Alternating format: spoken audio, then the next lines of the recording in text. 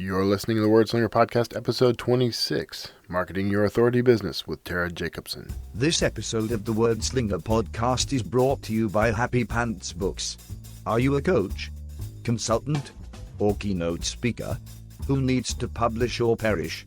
Get your ideas out of your head and onto the page. Visit happypantsbooks.com. It's the Word Slinger Podcast, where story matters. Build your brand, write your book, redefine who you are. It's all about the story here. What's yours?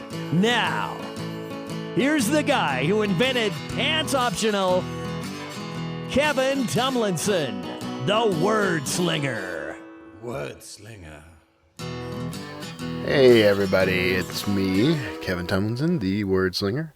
Do you do what I do? I always, I listen to every intro, every single one, because the music is my trigger to kind of get into show mode. So I actually listen to the whole theme song all the way through. Do you do that and just sort of like mouth along with it and do the whole ding, ding, ding, ding, ding? Yeah, I do that. So that's your peek into nerddom for the week. So, hey, thanks for tuning in for another week of Word Slinger nerddom.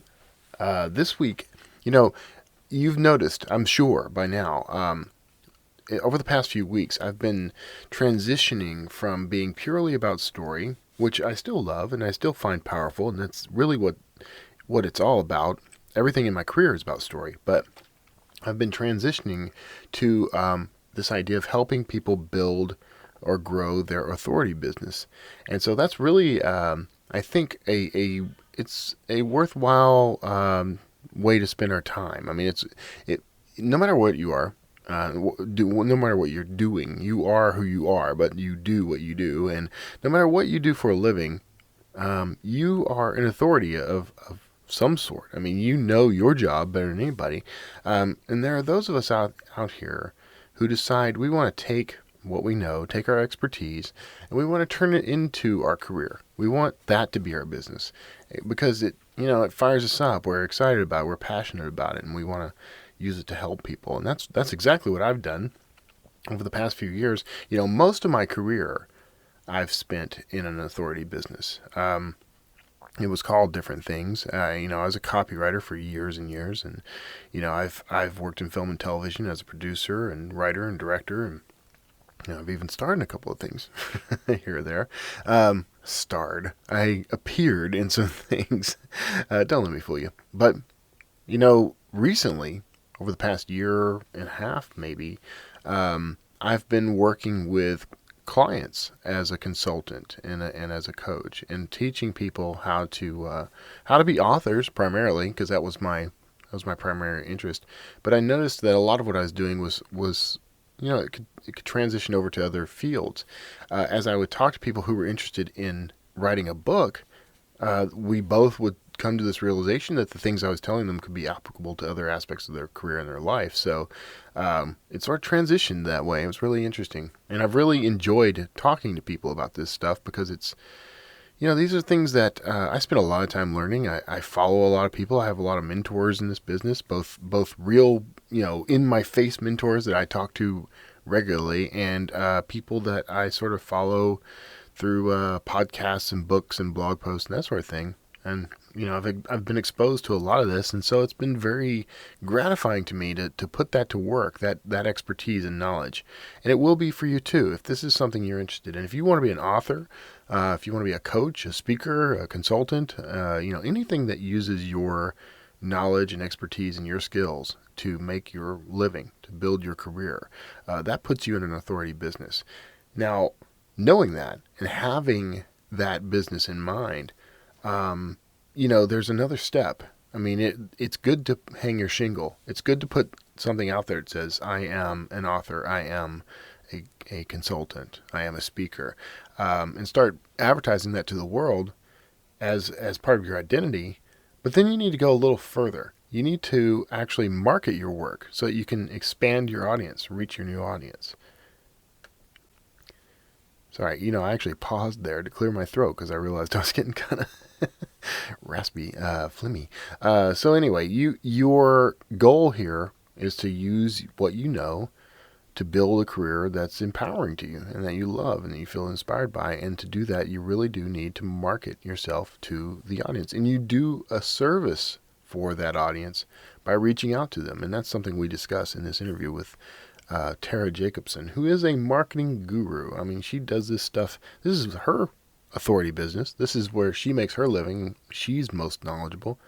And, she's helped out a lot of clients, including last week's guest, Johnny B. Truant. He and Sean Platt and David Wright of the self-publishing podcast and Sterling and Stone, she works with them to do some of their marketing. And she's worked with some other names. And, she's worked with me because I actually I got her into some coaching. I got her to give me some coaching and to talk me through some things, which is how we met. So it's been great doing that. Everybody needs that little hand every now and then. And it's kind of what they call sharpening the saw. And if you read like 7 Habits and things like that, you'll know what I'm talking about. But, every now and then, even the coaches and consultants and professionals of the world need to turn to others for a little bit of saw sharpening. So that's what this was all about. So I'm not going to hold you up any longer. Before we get into the interview, I just want to one more time thank everybody who has contributed to the Patreon campaign. I started announcing this a few weeks ago, and it seems like every week I'm picking up someone new to support the show. And some of you are really generous. I'm humbled by what you're offering. I'm glad that the show is resonating with you. I'm glad that it's making you, it's giving you something that you feel is valuable, because that's my way of kind of trying to give back and trying to use my what I know to help and to help others grow. So, but the show really does take some time to develop each week. So it's very useful to have something coming in for to kind of compensate for it. I'm handing some of this stuff off to a virtual assistant now, which does help free up my time a little more, but then I got to pay for the virtual assistant. So, I will always offer this content for free. I'll do it for free forever, no matter what happens in my career or life. This is something that I feel passionate about and strongly about. It's been very beneficial to me, so I'm always going to do it, and you're always going to be able to listen in on it at no charge. But if you do feel compelled, I would be very grateful if you went excuse me, I had to do it again.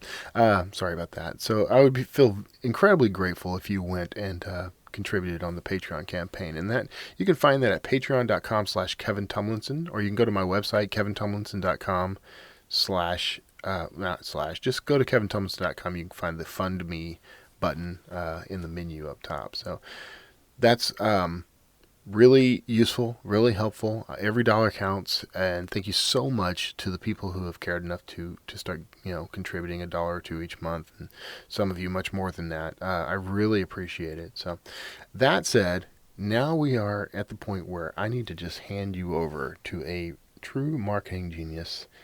And if you're looking to either build or grow your authority business, you're in for a treat. This is gonna be very useful to you. So without further delay, here's my new friend, Tara Jacobsen. Hey everybody, thanks for tuning in again this week. And I love when you come back. And this week I've got somebody pretty special, and she's a new friend of mine. I only just started talking to her a few days ago, and she's already helped me out tremendously. And that is Tara Jacobsen with Marketing Artfully. And you can find her online at marketingartfully.com. But she's really just Tara. That's what we've settled on. So thanks so much for being on the show, Tara. How are you?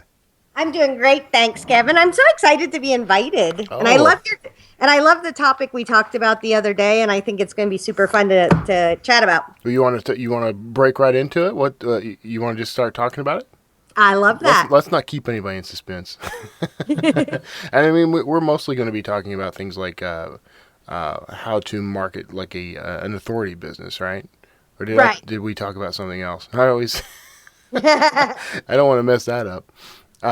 So that's one of the things that, and I've been subtly shifting in that direction. I realize now for quite some time, working with entrepreneurs and working with, authors primarily, but now keynote speakers and consultants and that sort of thing. Where does somebody start let's just start by defining what a authority business is. Well, I think it's anyone where you have some kind of influence because of your knowledge. So if I had to pick something to say that would be sort of that, you don't have to literally have anything but yourself and your brain, right?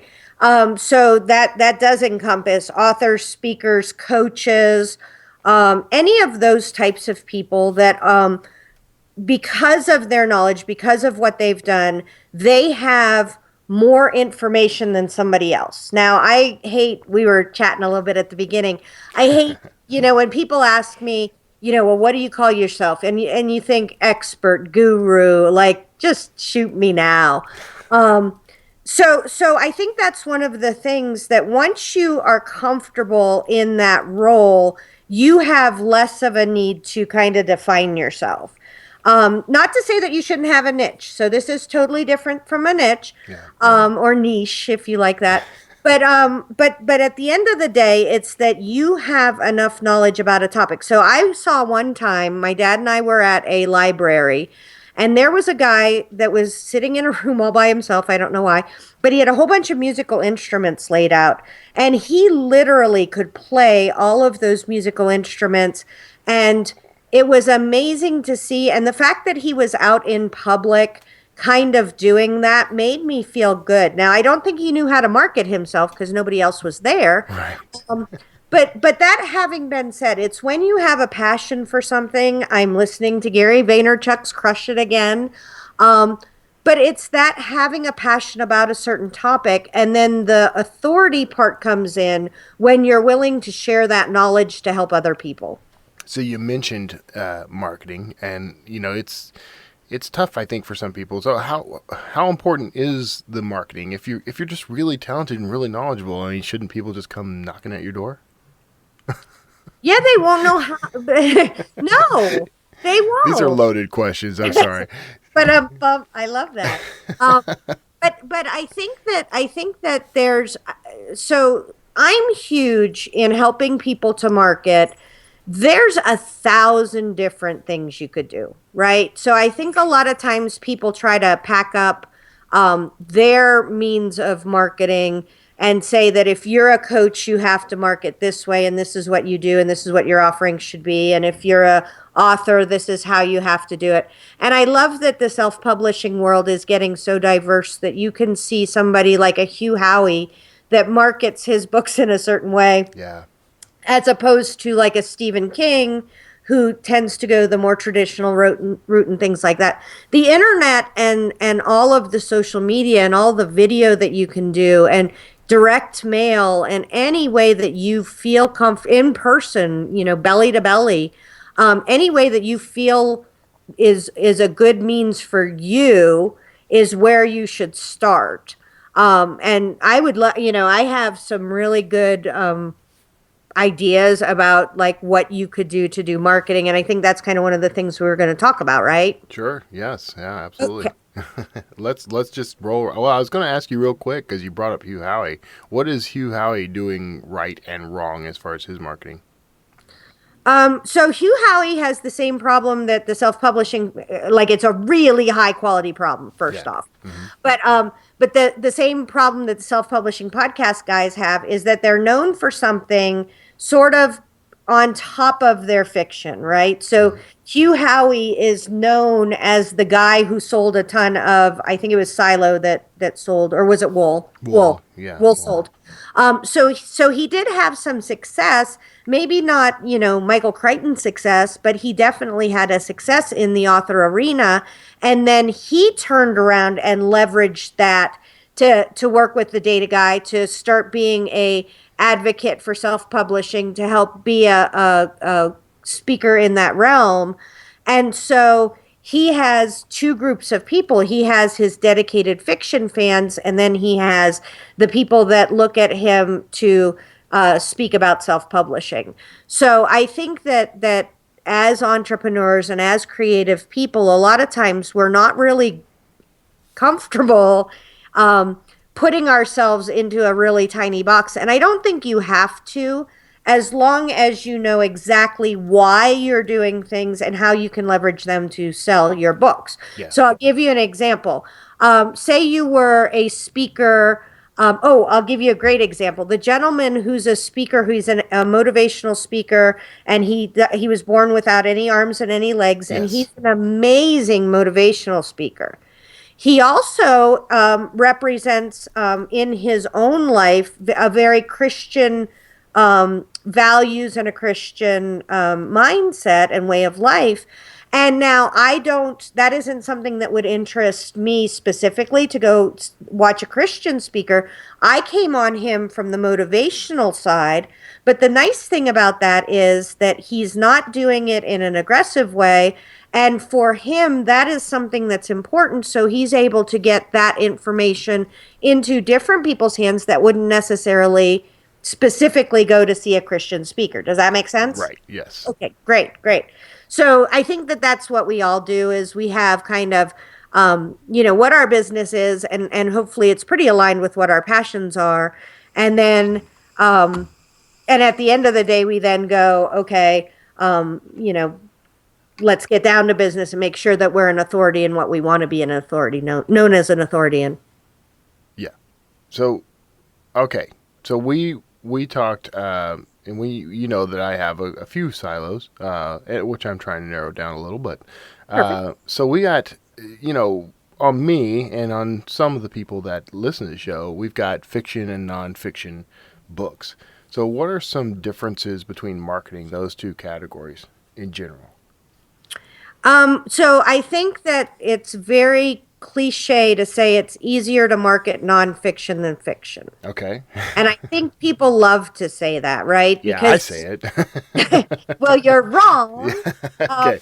Actually, no. I think that some of the marketing techniques are easier, but your audience is so much smaller, right? Like if you were to take the number of people who are passionately dedicated to learning about a sales funnel and hold them against the people who like to read mystery fiction, Yeah.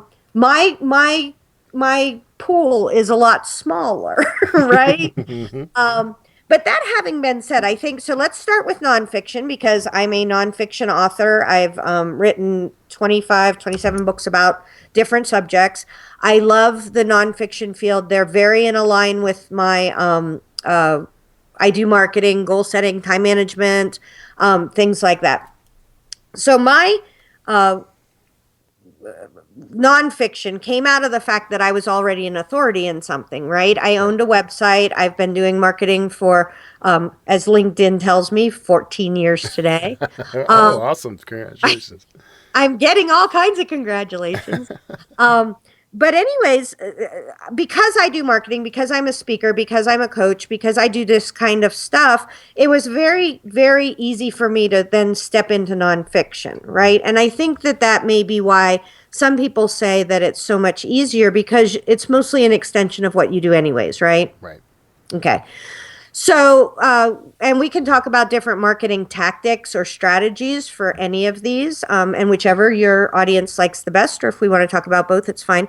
But for fiction, I'm finding it's very, very interesting to be able to figure out those things. So, number one, fiction writers or readers really do like genres. Yeah. Okay. If you're a romance reader, you want the guy to get the girl at the end. Like that's what romance means to most romance readers, that there can be strife and conflict and whatever you want in the middle, but at the end of the day, they'd really like to see the guy get the girl. Okay. Okay. I agree. So exactly, right? Yeah. Mystery readers kind of like to have an answer at the end. So they want to know who done it. Okay. Suspense readers don't have that expectation, right? Suspense readers may be more inclined to be okay with an ending that doesn't actually end, right? Where you don't get the smack in the face and this is the answer and those types of things. Right. So I think as a fiction person, you don't have to be one genre, because I don't think that that's at all necessary. I think you can write anything that you want, but you also have to be very cognizant of what your reader A expects and B is looking for. Okay.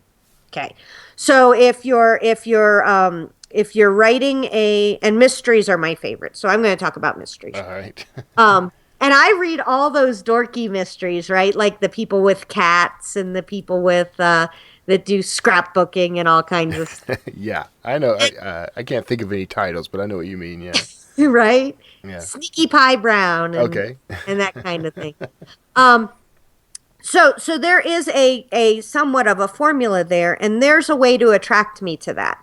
So if I was a author of, let's say I'm Rita Mae Brown, Sneaky Pie Brown, um, if I'm that author, I want to do a number of different things. I want to set up an author website, and it doesn't necessarily have to be genre specific because I don't. She writes another series, and I don't care.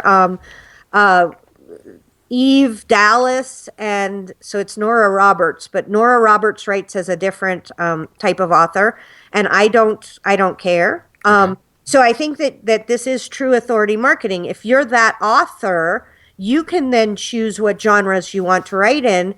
But when I'm a reader, I want to be able to easily find the books that you write that are my books. Okay. Okay. So you want to make sure that your site organization is very good. In your social media, you want to be sharing things that are mysterious. So you want to share about your mysteries.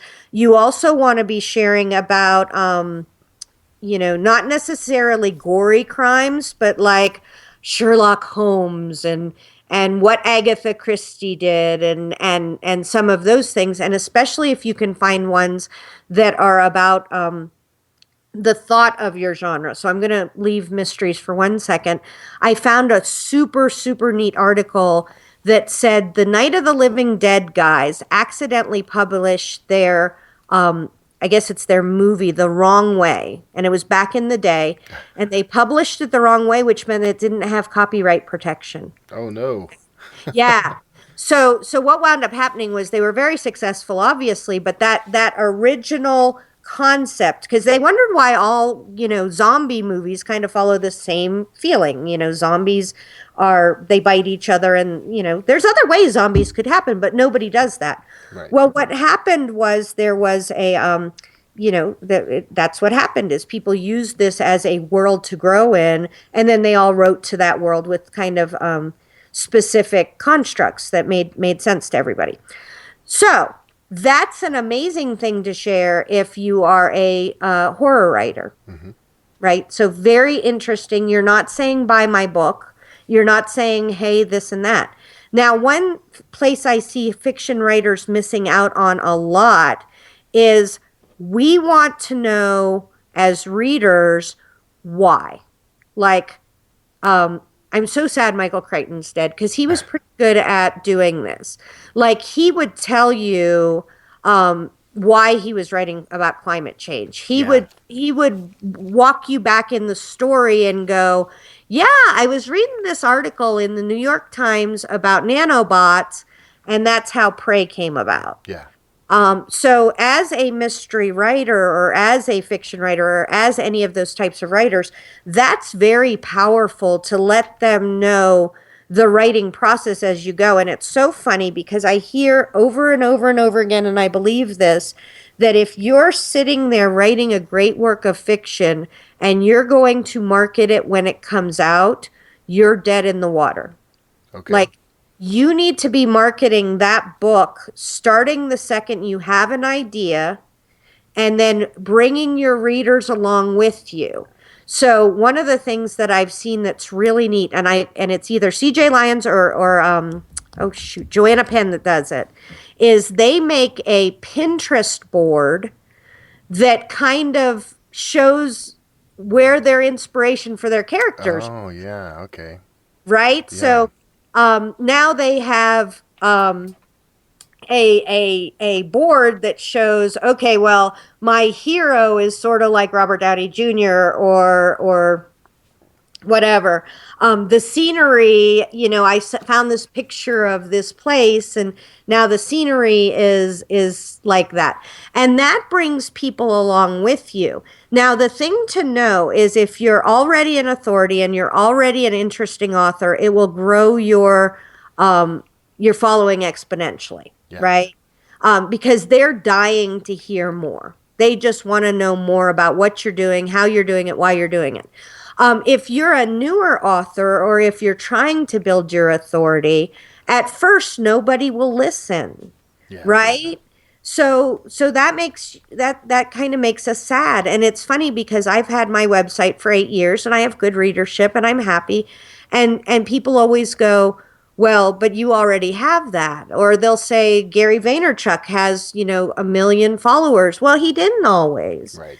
And so I think if you go into it as your passion and as, the biggest salesman for your book, people will follow along. They'll want to be part of that. Yeah. Is it okay? You briefly mentioned this earlier, and so I wanted to follow up. But for the author doing multi-genre, the kind of conventional wisdom was always that was a bad idea. Like you should stick to one type of book and write only that book. So you're saying that's not really a problem. Well, I think for sure if you're an author who has a job, right? Yeah. As most of us do. I have a marketing company. That's my job, and I write books to support, right? But I think that so first off, let's talk about the different kinds of authors. Number one, you have somebody who has only written one book. Mm-hmm. Okay. Try to find out, and it can be that book could be multiple genres. So I'll give you an example. I'm helping a team of writers sell a book about unicorns that are in a Western, right? Okay. So it's really ridiculous, right? So it doesn't fit into the, it's an amazing book. It's very heartfelt and it wound up being an epic book. But a Western reader who's reading Louis L'Amour doesn't want his horses to be unicorns, right? Right. So then you need to look beyond that. So you go to science fiction and fantasy. But at the end of the day, having done a bit of research about this, young adult is a really great place because there's a lot of fantasy. There's a lot of vampires. There's already talking animals there. Mm-hmm. So if it was my one book, I would try to market in all three of those categories, right? I would do in Amazon, I would go find out what keywords you have to use to get into young adult. I would find out what keywords you have to use to be included in the also bots for fantasy and things like that. So that's your one book writer, right? So now say you write so Nora Roberts is a great example. She writes bodice rippers, right? Yeah. She writes the guy gets the girl at the end, romances and things like that. And so back in the day, they wouldn't let her write anything else but that one genre. So she came up with Eve Dallas, and I can't remember her pen name for it. But it's a different protagonist in the book. And so it was an entirely different series that she launched. And then people found out, and so now it's fine that it's Nora Roberts. So I think if you make yourself an authority and you have a really good story for why it makes sense. Yeah. Trying to think of people who write really weird different things. Because there's a lot of them, honestly. Yeah, I mean, that's what coming into fiction, I was used to reading guys who didn't write just one type of book. They wrote science fiction and fantasy and maybe a mystery here or there, or, so I always thought that was normal. But once I kind of got deeper into the self-publishing world, it was sort of taboo. Well, I think that so if I was a publisher and I wanted to limit the the amount of competition, I think some of these things are ingrained.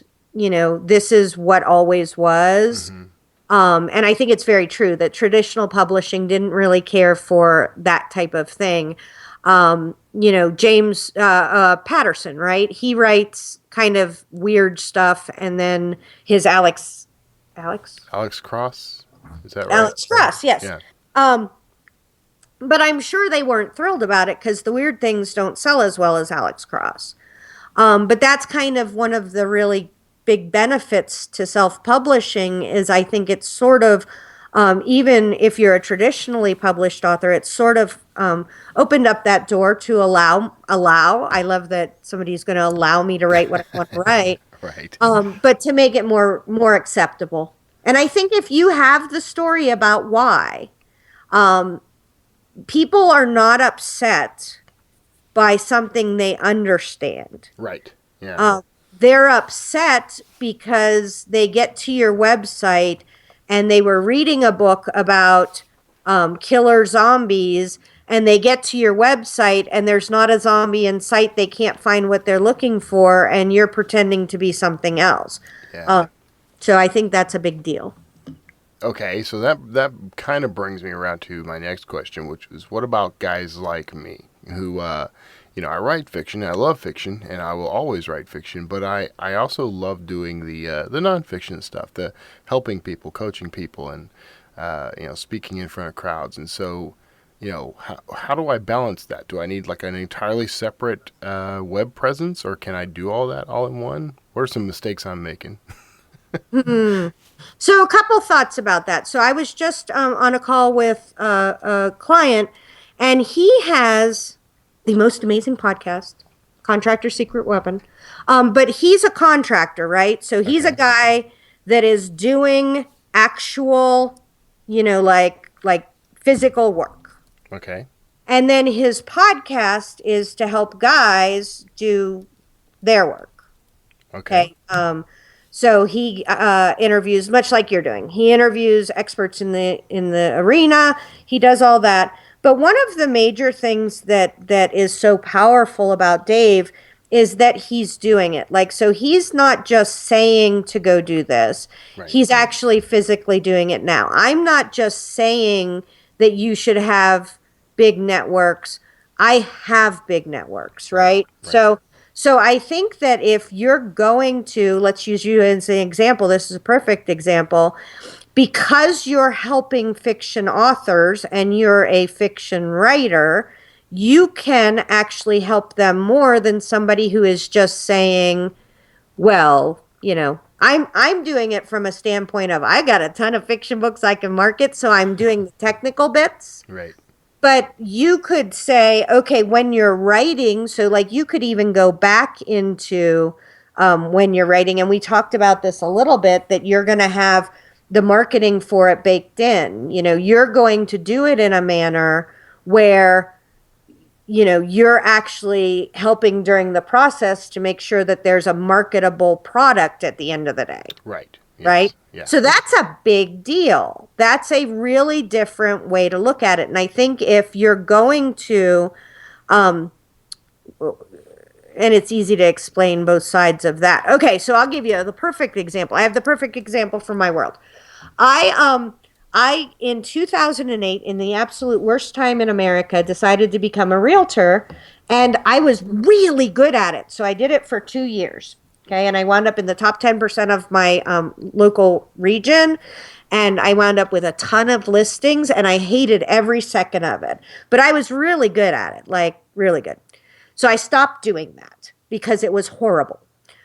People get in your car, they want you to drive them around, they don't like houses that they should like. It was just the worst thing ever. But now I can help realtors in a way I never could have before. Okay. Right. So anybody who hasn't been a realtor who's selling realtor marketing services is at a disadvantage.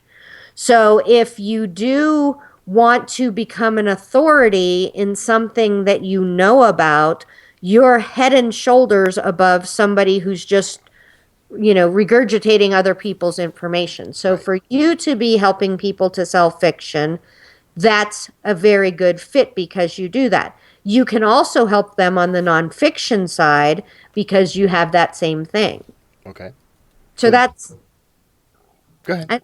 I don't think you have to be. I think it goes back again to if you can explain it, and have a reason for it, then it makes sense. Okay. So you don't feel that that would confuse people to come to my website? Someone picks up Sawyer Jackson and Longland, they read it, they love it, they want more of it, to quote a country song, and so they show up on kevintumlinson.com, and boom, it's all about authority, businesses, and marketing your services and that sort of thing. You don't think that's going to throw anybody off?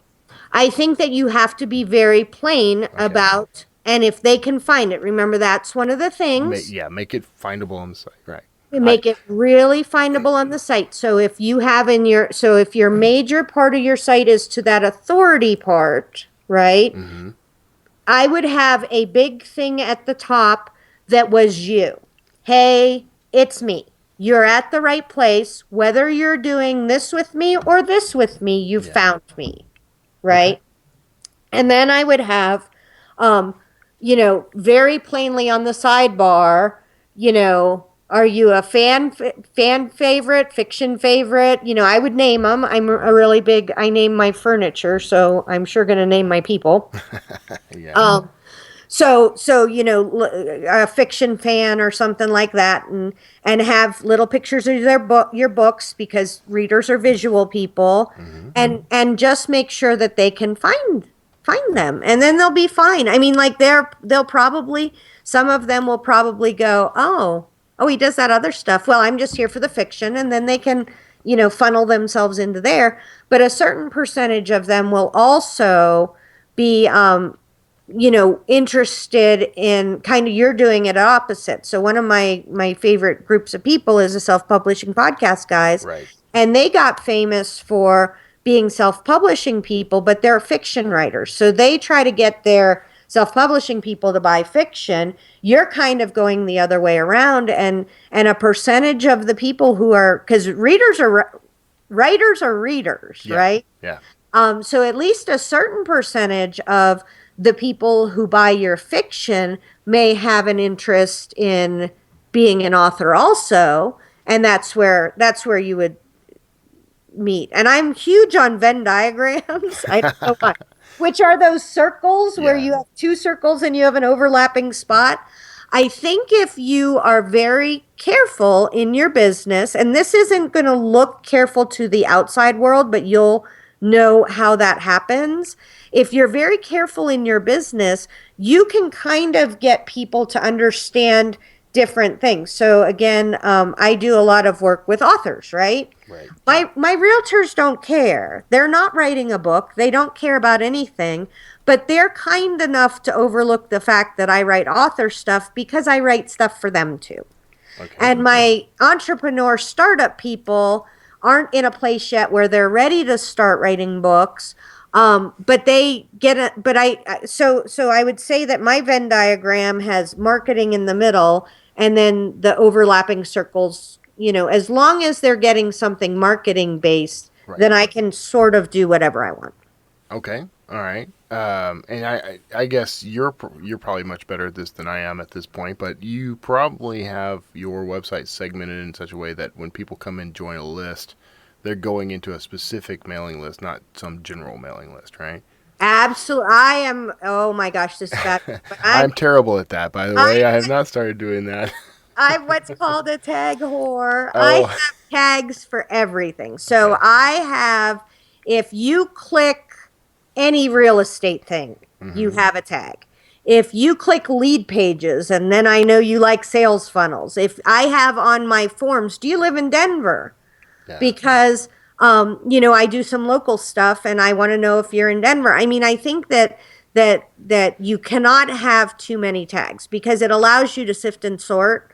So I have my website actually separated out that same way on my homepage, because I have marketing for entrepreneurs, and then I have social media because people expect it. Yeah. And then I have marketing for realtors, marketing for startups, marketing for authors, marketing for speakers, and then time management, because that's what I love, right?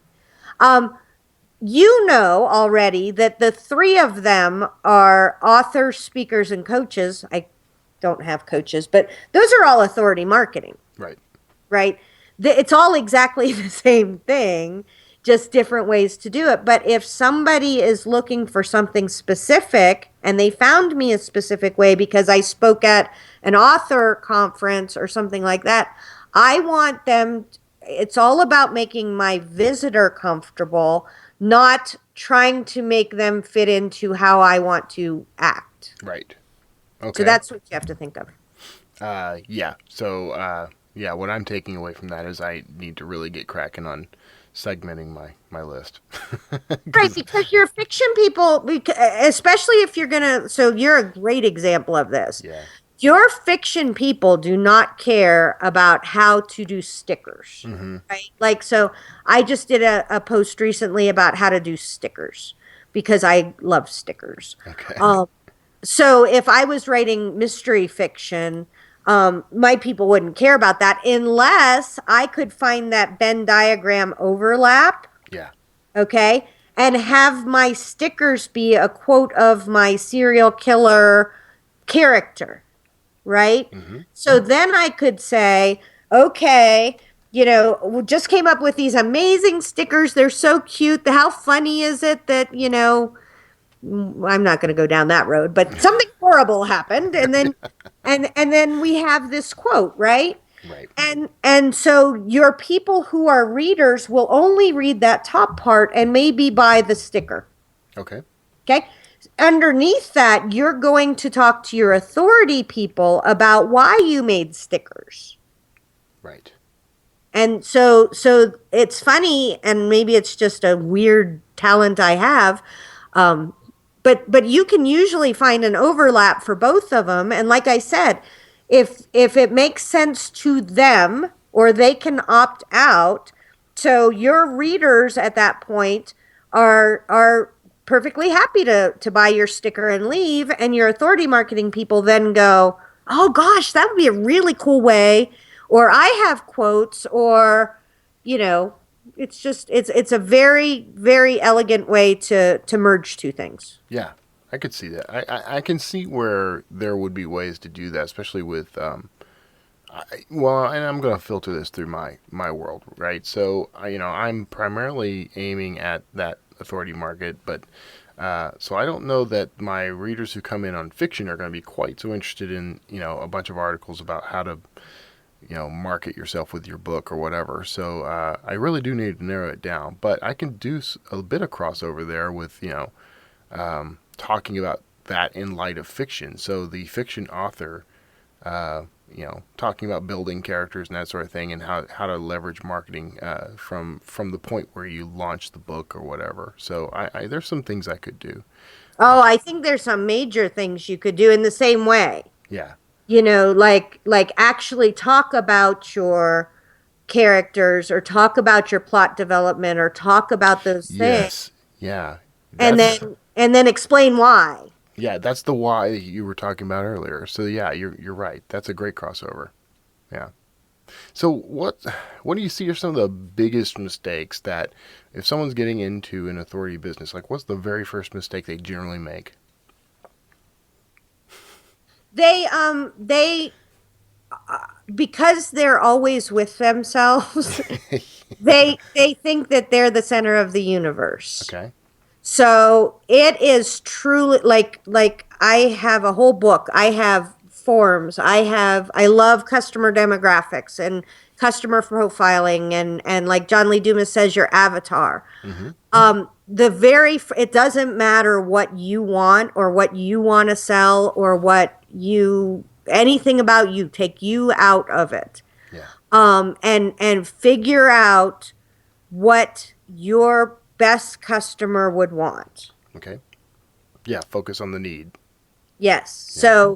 So I think, and I've watched people build tremendous things that nobody wanted to buy because they either it took too long to get to market, or it was something that they felt was important, or they built something amazing and then tried to sell it to the wrong market demographic. Or I think that it's really easy to drink your own Kool-Aid early on. So I think that that's a thing. Like, you need to focus everything in your business on what will make your people happy. I send ridiculous mail out. Like, I send crazy letters out, and people love them. Now, that's because I like doing it. Yeah. And so it makes me happy.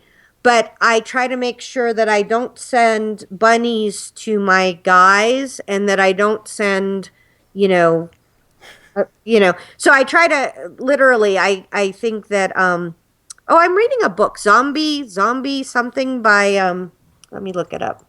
Zombie Loyalists. Okay. Well, let me see if, oh, Zombie Loyalists. There you go. All right. By somebody I important. believed you. It's by Peter Shankman. Oh, okay. I've heard of this actually. Yeah. Yes. So he's talking about kind of that thing, like that everybody needs to focus on who's buying. So I think that's a huge thing. And then the other huge thing, I think, is not being able to explain very easily and quickly and visually, because most people are visual, what you do. Yeah. Like, just at a base level, I think that the fiction people have it the easiest. I write mysteries. Yeah. Okay. Yeah. But they branch off too, like they write mysteries, and if they change a genre, then they have to explain that. And if they have a best-selling, oh my gosh, I have never seen people madder than that nice Hugh Howey wasn't writing the right story at the right time. Yeah. Right? I Right, mean, yeah. like, the man is the nicest human being I've ever seen, and people are cussing him because he's not, writing the product line that they wanted right then. Right. So I think that that's huge, is you being able to say very plainly and clearly and expressing what you do. So should it be boiled down to a single pithy tagline, or how narrow do we need to focus? Well, I don't know. See, I don't necessarily love a tagline, because I think people get hung up on that and clever, Yeah. right? Like, I am I came from the SEO world, so I'm a factually correct girl. I do marketing, first keyword, for authors, startups, and entrepreneurs. Okay. Okay, that's pretty plain. Just If put you're it out there, yeah. Yeah, if you're an athlete, I cannot market you. I tried to market a gentleman's club one time. They hired us, and we're a whole company of ladies, right? I have my copywriters are ladies, and I'm a lady, and so we did a good job, I would say, or an adequate job, but it definitely wasn't a stellar job. Right.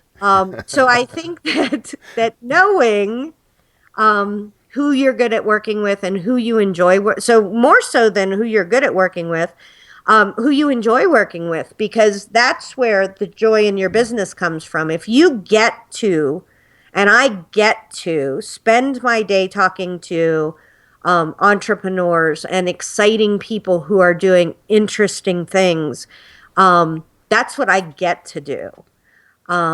You may get to talk to authors and help them, and you may get to. So if you're not thinking, oh, I get to, then stop and figure it out. Yeah. Yes, I agree with that wholeheartedly. Because I had jobs where I didn't feel like I was getting to do anything. Right? More like being forced into doing everything. So, should someone getting into an authority business, an author, a speaker, or whatever, if they don't have a background in it already, I mean, how long should they wait before, as Seth Godin would say, shipping? Do you launch? Do you wait until you're perfect, or you just launch where you are? I would not wait to. I have never been perfect, and if I waited till I was perfect for anything, I would do nothing. Yeah. I think that's twofold. I think you need to know what you're doing. Yeah. Right? And everybody who's interested in anything is further ahead than somebody who hasn't done anything, right? So Right. if you're an author and you have published one book, you're ahead of people who have never published a book. If you're writing a book and you're deep in the process and you've been researching it and you have a wealth of knowledge, you're further ahead than somebody who has never put pen to paper, Yeah. right? So I don't think that you have to be, I don't think that there's anybody I feel is a tremendous expert at everything. I think that I have great respect for certain people about certain things. So if you're not, so that's another big mistake I think people make. If you're trying to be an authority in a very, because it feels like you should go really broad, right? Right. Like, Yeah. I'm just going to say I'm an authority in marketing because I know a whole bunch of about a whole bunch of stuff, right? Yeah. It makes you less credible because you're not really an expert or you're not really knowledgeable in a certain kind of marketing. So the first few questions you get, you kind of stumble, right? But if you said, I'm an expert at doing Twitter marketing, okay, Okay. I am. I am an expert. Like, I don't sell it, and it's not something that really matters to anybody but me. And I just like I make people read about it because I write about it on my blog. But if that was something that I was interested in selling, I could definitely do it because I've put in maybe not 10,000 hours just in Twitter, but I've put in 1,000 hours. Yeah. So I think if you, and I think you can study on it. I mean, I think that your education now is not going and getting an MBA. It's putting in the time, right? You Yeah. don't have to have a certification to be an expert. Yeah, I agree with that. In fact, I just had a conversation with someone today about certifications, and I don't fully agree with where they went. Because there's a notion that you have to, that if you're going to be taken seriously, especially in the coaching world, and that's specifically where this was coming from, but if you're going to be taken seriously as a coach, you need to go find a certification that matches what you're going to coach. And though I'm sure there are tons of certifications out there for talking to the authority crowd, I don't want to put in the time on that. I want that time to be spent with those people, helping them with what I already know. I couldn't disagree with that person more. Like, I have a bachelor's degree in psychology. Yeah. And so you can't tell me that somebody who went and got a bachelor's degree today in marketing or got certified by Google or Twitter if they have such a thing, today is going to have a better background than 14 years of being obsessed with marketing. I mean, that's all I like. Right. Every once in a while I journal. Yeah. But besides that, I mean, like, it's marketing all day, every day. So I think that may be, if somebody feels like they need validation, I don't think Yeah. that they shouldn't do it. I would never try to talk anybody out of anything that would make them feel happy. No. But that having been said, I think if you're waiting to start because you're asking somebody else to validate you, I don't think that's right. Yeah, and it does feel like that, actually, that sort of thing is just validation for yourself. I mean, I have a master's in education, which I joke with everybody I barely use, but I actually use it all the time. And I've leveraged it over the years because it does give me an insight into things like learning modalities and, how people actually interact with information, which is pretty important when you're going to do things like marketing or writing books. So, Right? Well, Yeah. my psychology, I mean, I rank number one on Google for customer demographics, which is an Sweet. amazing term. But the only reason, it's nice, right? Yeah. But the only reason that happened, some days I'm second, so don't yell at me. But don't judge me.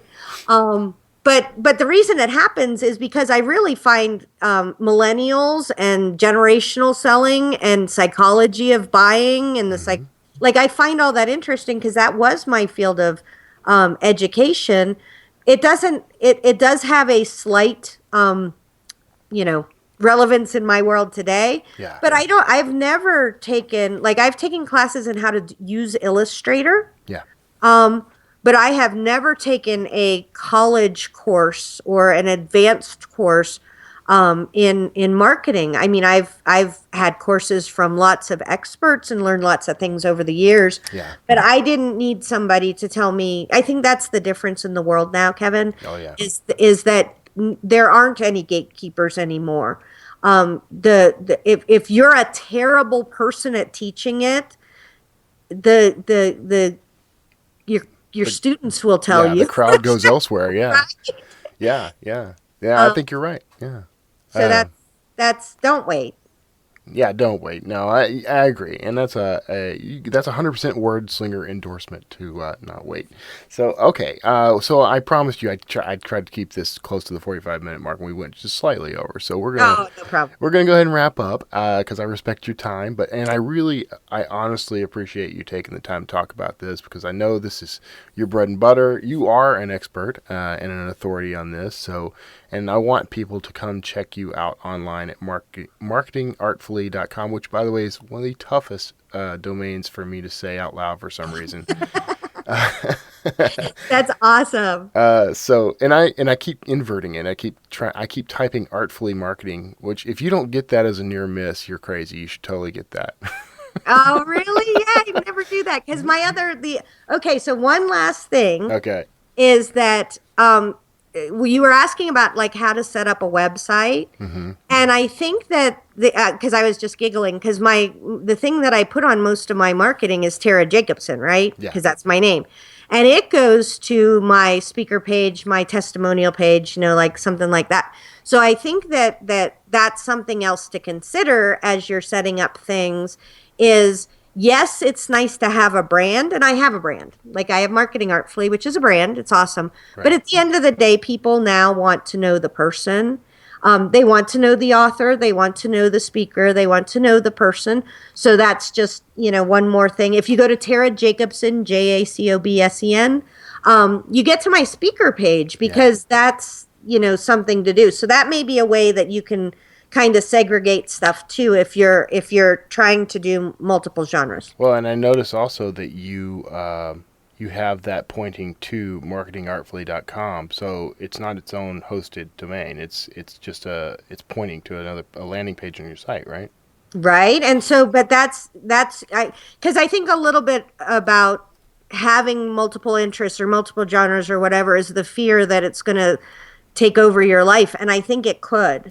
If I had different sites for all these things, I would be like, oh my God. No, and I own a dozen websites, and I try to host them, and everything, and it's driving me crazy because I've got some that are just the one for this podcast is sitting there half done, and I've been joking for months that I need to finish it. So I think just pointing it at the existing landing page on kevintumlinson.com is probably going to be the best bet. So I may do that. There you go. Now you just freed yourself up to do something really interesting, right? Yeah, look at all that extra bandwidth I just reclaimed. Well, thank you so much for having me today. No, I'm you. super excited to be here. Thank you. And I'm going to send everybody over to now also TaraJacobsen.com. And all that's going to be in the show notes if you are listening and worried about domains. And by the way, the armless, legless guy who is the speaker is named Nick Volchisic. And I'm also going to put that in the show notes just because, but I can't pronounce his name. Gosh. Yeah, he's amazing. He is amazing. Yeah, I've seen him. I haven't seen him live, but I've come really close because he was here in Houston, and I didn't get to get tickets in time, so I watched him on the web. So, all right. Well, thanks so much for being on the show, and everybody stay tuned for my little wrap up, and we'll give you some more information. But thanks again for being on, Tara. Thanks, Kevin. Bye-bye. Bye-bye. Well, that was Tara Jacobsen, and I listen back to these interviews. I gotta be honest with you, you're not the only one listening. I actually tune in every week. I'm one of the listeners of the show, and shame on me for never calling in with questions. So I should totally do that. But I get so much out of listening back to these because during the interview, I don't really. I pay attention and I'm asking questions and I'm learning, but I'm participating, so it's not the same. Like I don't, I'm active and I do learn a lot as I'm talking, and I love interacting with these people live, because these are all everyone on the show, everyone who comes on the show is so brilliant and so generous, and it's just really energizing to have a chance to talk to them. But I don't get a chance to really listen to what the whole interview is about until it's available, until it's live. And I actually, I listen while I'm doing the edit for the show and everything, recording the bits that need to go around it for the wrapper and everything. But I really listen when it's live on the on my iPod and my iPhone. I haven't had an iPod in years, but I listen on my iPhone, and it's really it's great because I get a chance to hear it as if I'm coming at it fresh, and I learn a lot that way. I even go back and listen to old episodes, so a lot to pull out of these things. So I hope they're as useful to you as they are to me. I love what I'm doing, so yeah, I'm going to keep doing it.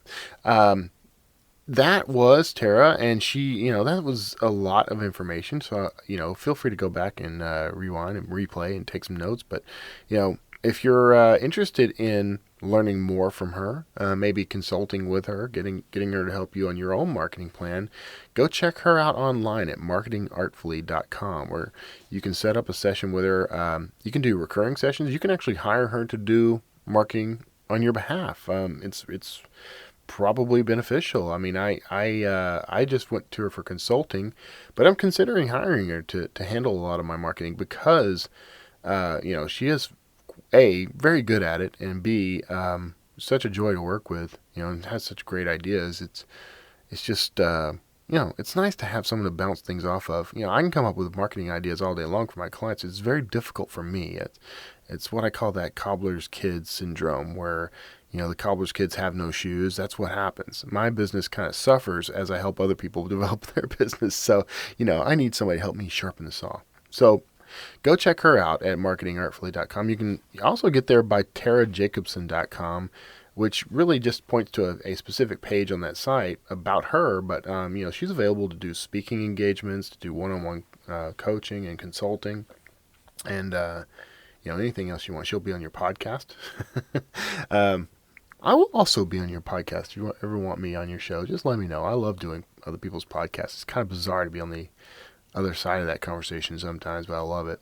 And I also do speaking engagements, by the way. I've been speaking more often recently. I've done a couple of workshops, and I've done some engagements in front of live audiences, and I'm talking about publishing and building authority businesses and that sort of thing. It's really I get as much out of that as anyone else does. So that's fascinating. If you would like to get a little more help in building your authority business, because you need one to market one, right? So if you want a little help in that, why not hit me up? Come visit me online at kevintumlinson.com. And if you surf around that site, you're going to find all kinds of resources for helping you get started. And you can do some one-on-one time with me if you'd like. We can do a consulting session. And I help hundreds of people do this. A lot of them are authors, but I've gotten a crowd of people lately who are just trying to build and promote their speaking business. There are people who want to build consulting and coaching practices.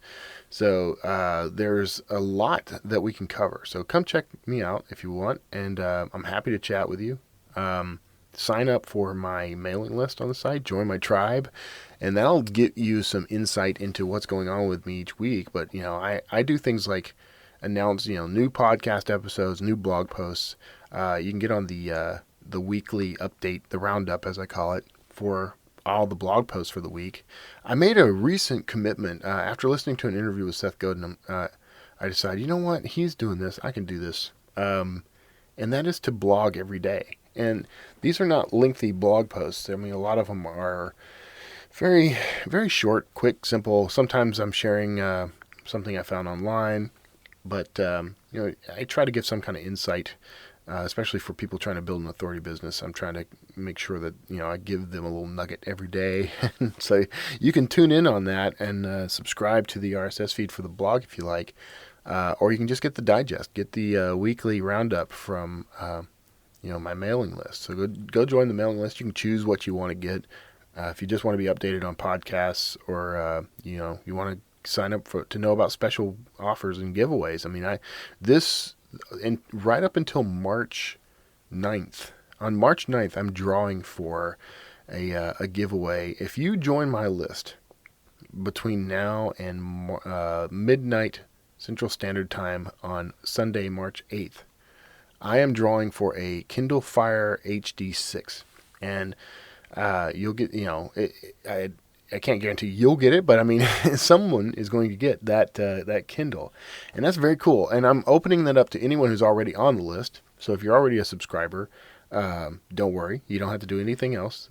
This is my way of saying thank you to everybody, by interviewing you.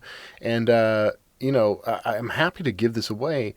So if you know someone who might be interested in this, who might need one, who might want to start their own authority business, need a little help or whatever, tell them to go to kevintumlinson.com and get on that list. And you can also, if you're a fan of fiction, I've got some amazing fiction on the site, stuff I've written, books I've written, and I love doing that work as well. I'm very passionate about storytelling, so fiction folds in very nicely, and I've got about a dozen books available.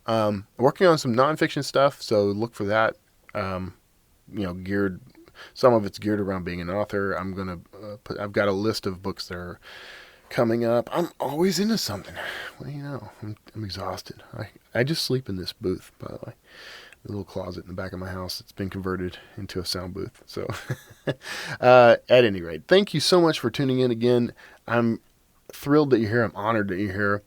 If you have any questions, if you got a question about building an authority business, or if you have a question for any of my guests, why not leave me a voicemail? Call at 281-809-WORD. That's 281-809-9673. Excuse me, that phone thing is back again. Sorry about that. That's gross. 281-809-9673. 281-809-WORD. And you can leave me a voicemail, which with any question you want. I'd be happy to play it on the air. And I am shifting to helping people build authority businesses now.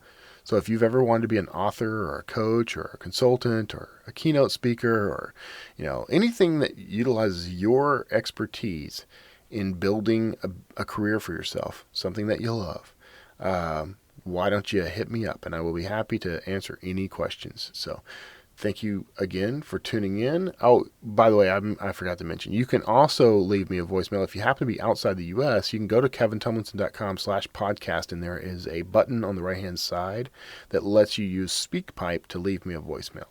And they both come to the same inbox. Everything's the same for me, so, either one is fine. No matter where you are in the world, you can use either one. And you can also send me an email from that site, so go check that out. I'm happy to answer all questions. I'm thrilled when I get them. I really am. They make my day. I really do want you to do this. So will you?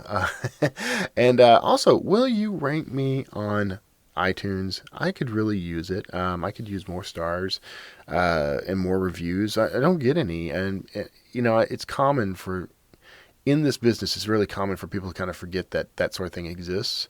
It's not really front and center. You're listening on the go. I get it. I do. I'm the same way. I need to go, you know what? I'm going to make a commitment. If you'll, not even a trade, I'm going to do this, and I'm asking you to do it as well.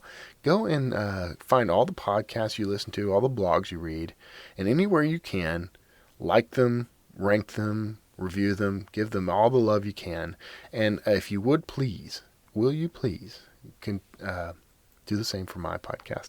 Go rank the Wordslinger podcast on iTunes. Give it, 4 or 5 stars if you're feeling it deserves that. I hope you do. And leave me a review and tell me what you love, and I would be eternally grateful. So it helps me extend the reach of the show and broaden my audience. And, we're still kind of early on in this game. This is episode 26, so we hit the the quarter century mark there with Johnny B. Truant's episode. But, the more people I can get interested in the show, the more people who review it, the easier it is to discover and find, and that helps more people. So help someone out today by ranking the show as high as possible. So thanks again for tuning in to the Wordslinger podcast. Visit me online at kevintumlinson.com/podcast for all the latest updates and news about new episodes, new blog posts, new books. new programs, giveaways, and all kinds of other nifty stuff. And call me anytime at 281-809-WORD. That's 281-809-9673. And we'll see you next week.